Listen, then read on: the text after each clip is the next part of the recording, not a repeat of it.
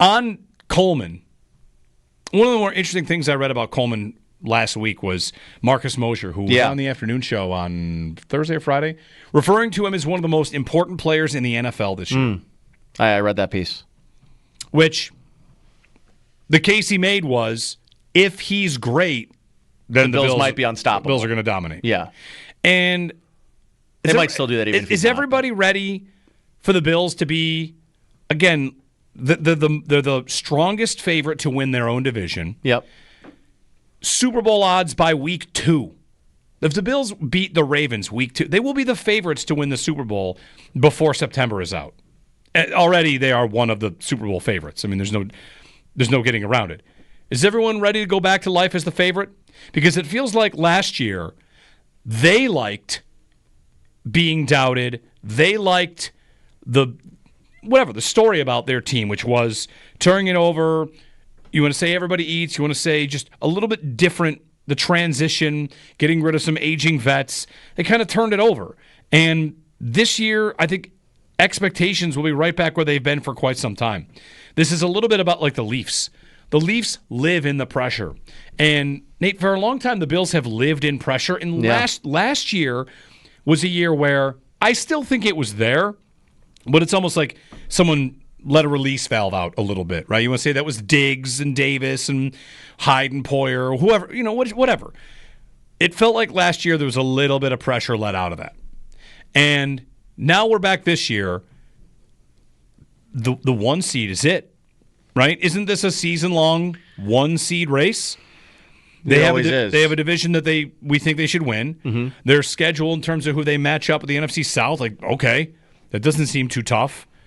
They will be pegged to be one of the top 3 teams, and if you beat the teams that you play against, Kansas City, Baltimore, like, you should be in that position. Close the stadium with the AFC Championship game. I put up a poll last week. What's the most likely scenario for the last game at Old Highmark?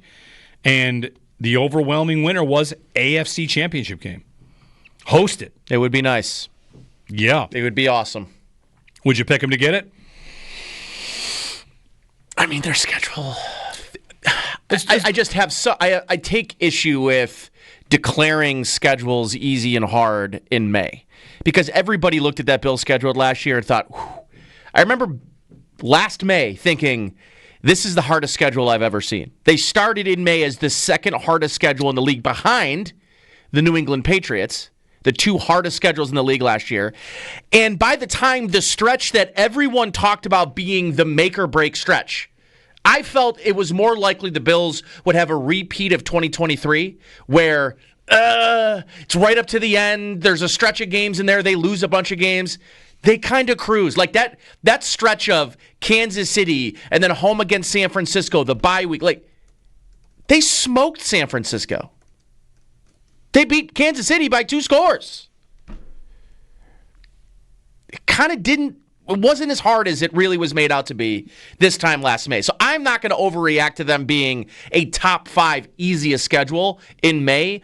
Too much changes from year to year. Too much changes from now until September, October. But yeah, I mean, right now, it feels it feels like maybe their best opportunity, and isn't part of this conversation about their best opportunity at the 1 seed a little about the AFC West feeling like it's the most Again, that's another thing I feel like I don't want to say in May, because I feel like every May you're like, the AFC West, it's going to be better. I know. Someone's going to dethrone them. Well, last year, 3 teams made the playoffs. They were good. And now the 4th team is Geno Smith, who is respectably good. And a good running back. Mm-hmm. And maybe the league's best tight end.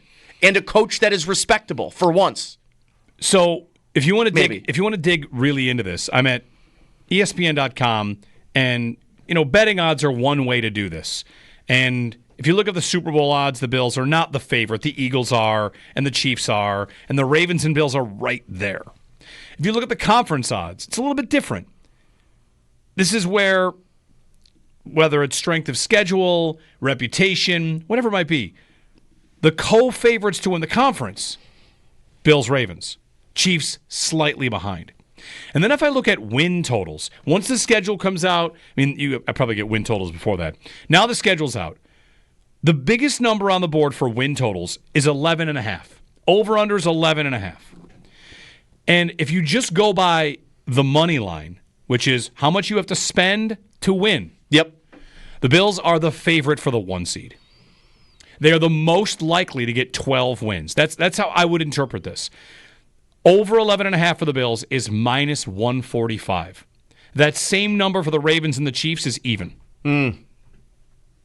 That says, to me, harder divisions. Favorite for the 1 seed. Yeah. Harder divisions. Most likely to get 12 wins, according to this, at ESPN.com, ESPN Bet.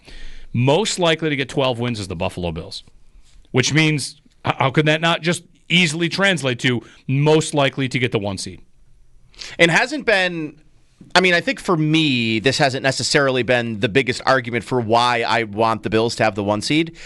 I think the home field advantage is super important, but I think that bye week ends up being hugely important. We seemingly talk about it every year in the pregame of the wild card game, where we're like, this game kind of sucks because you don't want to be playing it. And like I keep thinking that if there is the route, if the Bills are going to win a Super Bowl, that the route feels like it would have to be them winning the 1 seed, getting home field advantage for the AFC Championship game, and winning here. I think that, for me, makes the most sense for the Bills. It's the easiest pathway.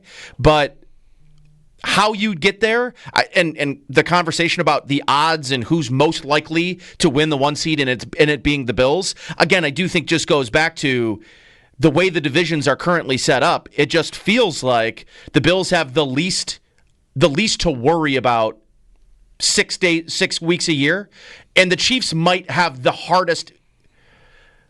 Because Cleveland, I think the Chiefs have the hardest divisional road this year of any team in the league. Sure. The North has probably 3 respectable teams. I think 2 really good ones, maybe a third. Maybe a respectable. Yes. Yeah. The Chiefs have, on paper, we'd say the Chiefs have the toughest division. I'm with you, because you said we've done that before and it's never played out that way, but maybe this is the year it does. Ron and Alden on this, on the 1 seed. As the Bills become the favorite for it? Guys. Hey, Ron. Hey, good morning, guys. Nice to talk to you again. My favorite part of the schedule is if we win the 1 seed, we don't travel for over 5 weeks. And if you make the Super Bowl, then it's like 7 weeks, because the last 2 games are home. You get the bye week and 2 home games if you win them both. That's a lot of time just spending at home. And I don't know if that's ever happened before, but I don't know if anyone's thinking that, like, wow, we don't have to travel for like a long time. They'll get home from the Week 16 game that Sunday night, if I'm right about the week. Sunday, yeah. And that's it. So 6, 7, 8 weeks, they'll just sitting at home. And I don't know if that's a good thing or a bad thing, but I think it's good. Thanks, guys. Have a great day. Yeah, thanks, Ron. I'm looking last year because the Chiefs had things locked up. They clinched the 1 seed when they played on Christmas, which was Week 17, right? So they would have sat for Week 18 at home, and then bye week, and then playoffs through there. But I don't think it's as that would be a week and a half. The Bills have their last 2 games at home with Philadelphia and then the Jets. That Philly game, it's in a weird spot. It's in a super weird spot. I is my least favorite piece of the schedule. Of the big part? Yeah. It just feels like it could be meaningless for both teams, which I don't like. Which is not that likely. I would agree. I agree it's not that likely. Yeah, but it could also get to a spot where we're at week 17 or whatever that is, and thinking, well, these are the 2 best teams in football.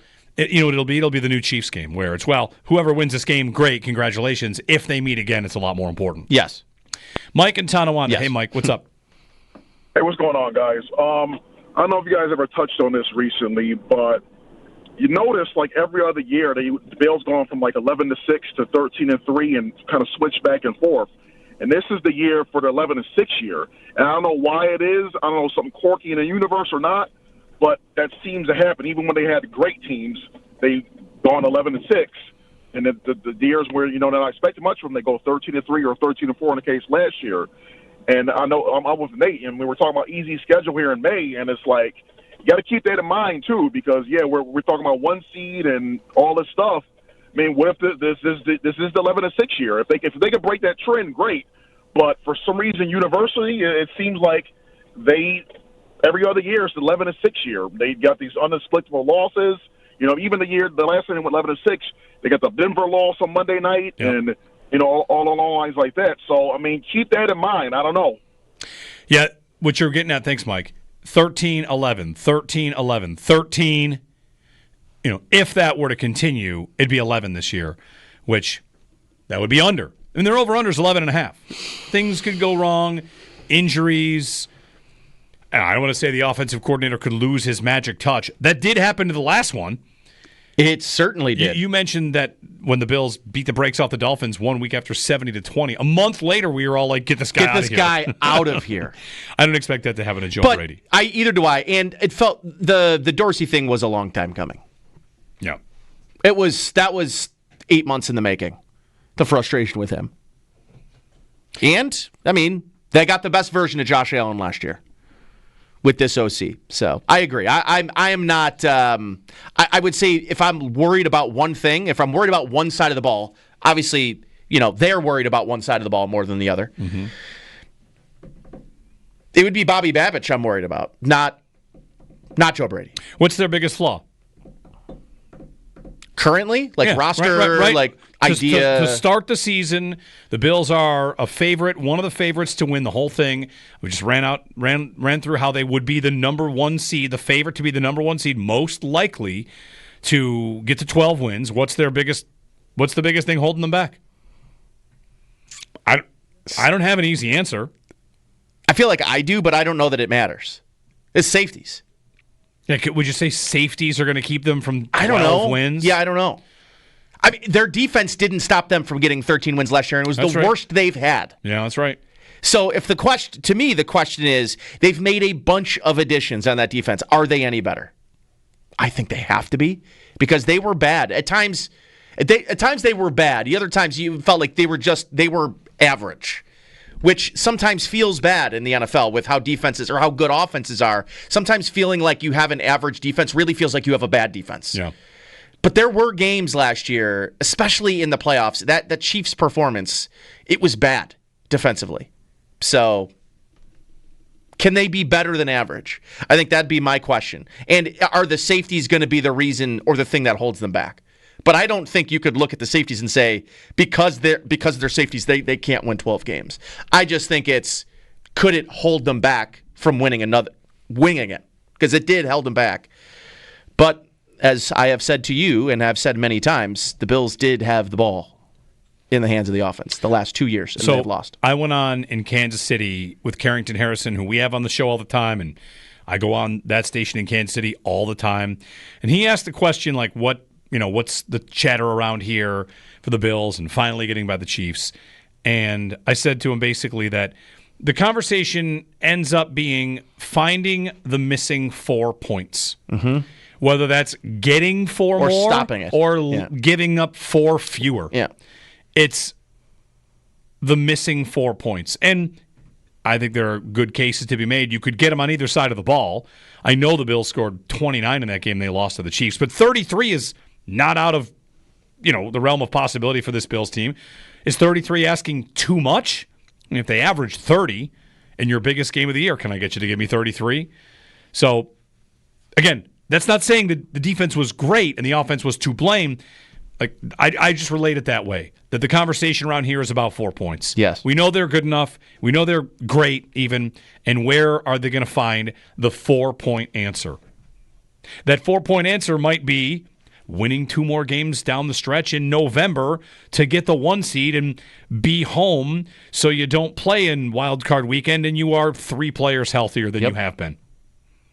I mean, like when Benford got knocked out of the AFC Championship game, he had a concussion the week before, right? Yep. Like the guys get banged up in these games. They've lost really important players in these games down the stretch. And if they can be as healthy as possible, could that just alone be a difference between the 4 points they're looking for or, falling the same way?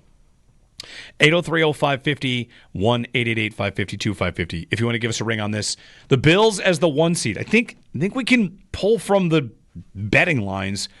They're the favorite for the 1 seed. Not necessarily the favorite for the Super Bowl, but the favorite for the 1 seed.